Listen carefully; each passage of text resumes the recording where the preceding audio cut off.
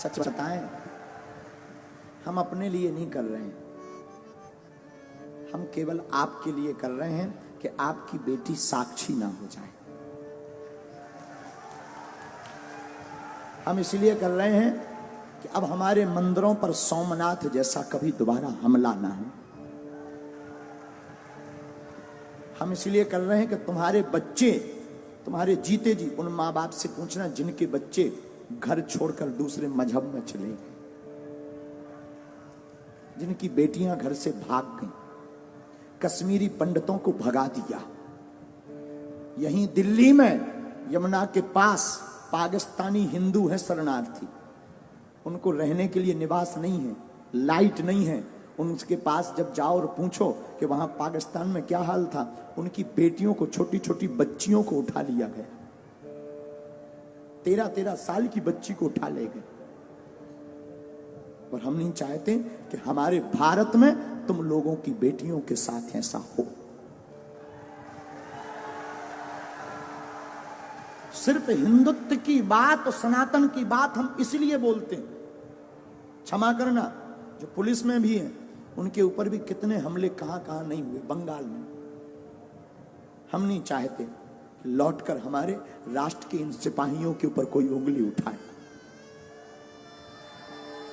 इसीलिए हम हिंदुत्व की बात करते हैं, इसीलिए हम सनातन की बात। हमें कोई शौक नहीं चढ़ा है, ना हमें यश पाना है, ना हमें सम्मान, ना हमारी कोई पार्टी है कि हमें राजनीति करनी।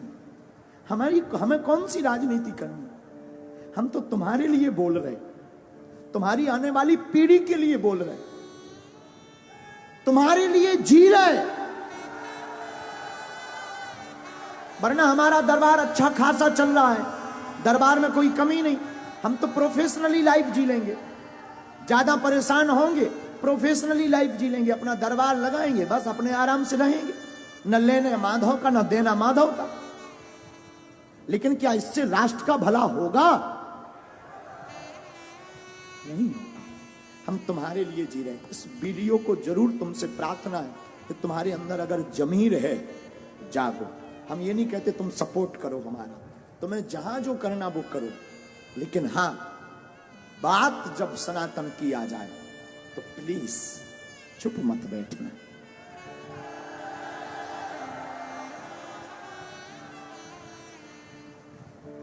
इसलिए प्रार्थना है, नहीं बाइकआउट करना ही पड़ेगा,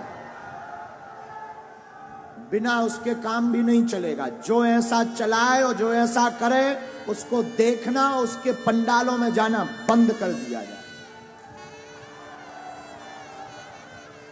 अब बाबर का देश नहीं, रघुवर का देश है यार, बेफिजूली। हमने राम के लिए इतने साल कोर्ट में माथा पच्ची की, भगवान कृष्ण की पूजा नहीं खुलकर कर पा रहे, राम की यात्राओं में पत्थर लग रहे, पाल घर में संतों को पत्थरों से पीट पीट कर बर्बरता निर्दयता से मार दिया जाता, और लोग कहते तुम चुप बैठो। और हां, हमारे बोलने से और तुम्हारे जय श्री राम केवल मोबाइल चलाने से भारत हिंदू राष्ट्र नहीं बनना है। तुम्हें आवाज उठानी पड़ेगी और जैसे को तैसा जवाब देना पड़ेगा, तुम्हें घर से बाहर निकलना पड़ेगा।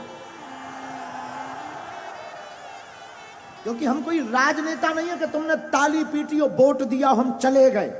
हम सनातन के सिपाही हैं। जब तक तुम्हारे अंदर जुनून और जोश नहीं भर देंगे, जब तक तुम्हें सड़कों पर तूफान, मंदिरों में भीड़, सड़कों पर तूफान चाहिए, हमें राम राज्य से भरा हिंदुस्तान चाहिए। और आज तुम जवाब नहीं दोगे, कल तुम्हारी कोई नहीं सुनेगा। 5-6 प्रदेश में हिंदू अल्पसंख्यक हो गए, यूपी में भी हो जाओ, भारत में भी हो जाओ। तो अगर नहीं ऐसा चाहते हो तो आओ, चाहते हो तो ठीक है, तुम्हारी इच्छा, हम तो बोल सकते हैं। नहीं चाहते हो, तुम्हारे अंदर जमीर है। हमारे पूर्वजों ने राम के लिए अपने प्राण त्यागे हैं। भारत के लोगों, तुम्हारे पूर्वजों ने संस्कृति और संस्कार और भारत को बचाने के लिए बलिदानियां दी हैं। और तुम इसको थोथा बनाकर गुलाम मत बनवा देना।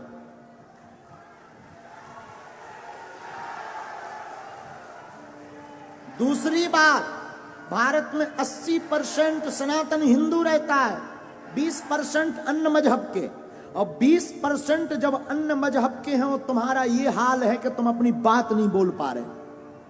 जिस दिन तुम 50% से नीचे आ जाओगे, घरों में नहीं रह पाओगे।